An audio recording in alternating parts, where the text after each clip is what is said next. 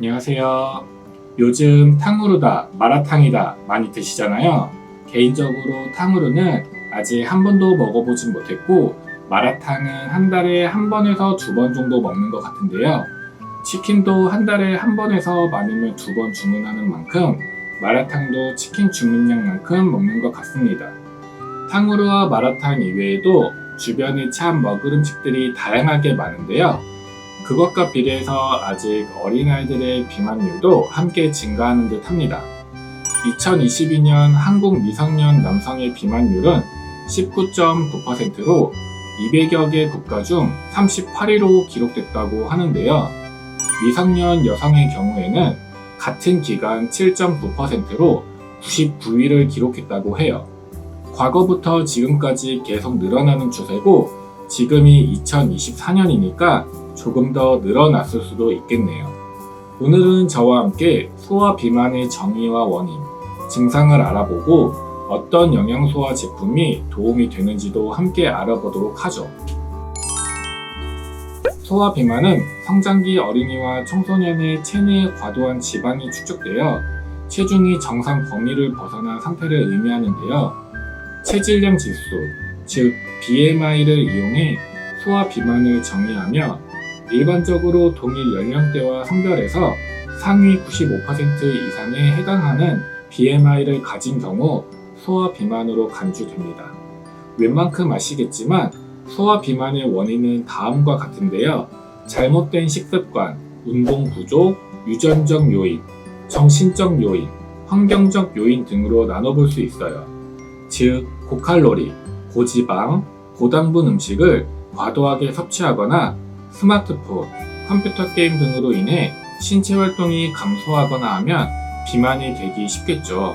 그리고 부모님 두 분 중 한 분이 비만일 경우 그 가정 내의 식습관이나 생활 방식으로 인해 아이도 비만이 될 수 있고요.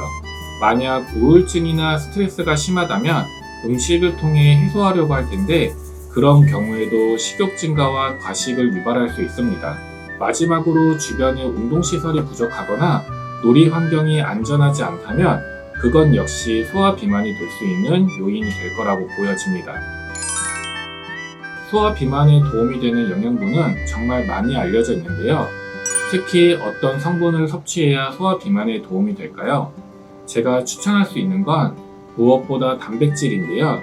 보통 단백질은 동물성 단백질과 식물성 단백질로 나뉘어져 있잖아요. 둘 중 어느 게 더 좋다가 아니라 저는 둘 다 먹어야 한다고 생각해요.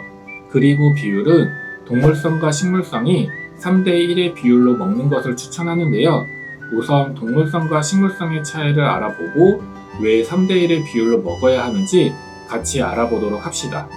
동물성 단백질은 주로 육류, 생선, 계란, 유제품 등에서 얻을 수 있으며 고품질의 단백질 공급원으로 간주됩니다.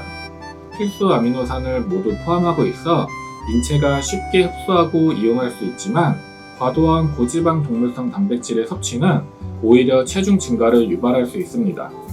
그리고 식물성 단백질은 콩류, 견과류, 씨앗, 곡물 등에서 얻을 수 있으며, 일반적으로 동물성 단백질에 비해 지방 함량이 낮고 섬유질이 풍부합니다. 식물성 단백질은 소화가 천천히 되므로 포만감을 오래 유지시켜 과식을 예방하는 데 도움이 되지만, 특정 아미노산이 부족할 수 있어 다양한 식물성 식품을 조합하여 섭취하는 것이 중요합니다. 그리고 동물성 단백질과 잘 조합해서 먹는 게 좋아요. 동물성과 식물성을 3대1의 비율로 섭취하는 것을 추천하는 이유는 각 단백질의 장점을 최대한 활용하면서 단점을 보완할 수 있기 때문인데요. 필수 아미노산의 균형과 단백질 흡수율, 지방 섭취 관리와 식이섬유의 이점, 마지막으로 포만감으로 인해 체중 관리가 되기에 비율을 맞춰서 동물성과 식물성을 혼합해서 먹는 게 좋습니다. 동물성 단백질은 완전 단백질로 인체가 필요로 하는 모든 필수 아미노산을 포함하고 있지만, 식물성 단백질은 일부 필수 아미노산이 부족할 수 있습니다. 예를 들어 콩류는 메티오닌이 적고 곡물류는 라이신이라는 성분이 적습니다. 동물성 단백질을 섭취하면서 서브로 식물성 단백질을 보충하면 모든 필수 아미노산을 균형 있게 섭취할 수 있는 거죠. 그리고 동물성 단백질은 인체가 쉽게 소화하고 흡수할 수 있다고 했잖아요. 이는 성장기 어린이와 청소년의 근육 발달과 회복에 중요한 역할을 합니다. 반면에 식물성 단백질은 섬유질이 풍부하여 소화가 느리지만 포만감을 유지하는 데 도움을 주는데요. 동물성과 식물성의 3대1 비율은 동물성 단백질의 높은 흡수율과 식물성 단백질의 포만감을 동시에 누릴 수 있는 조합입니다. 돼지고기와 우유 등과 같은 동물성 단백질은 종종 포화지방을 많이 포함하고 있습니다. 과도한 포화지방 섭취는 심혈관 질환의 위험을 증가시킬 수 있죠.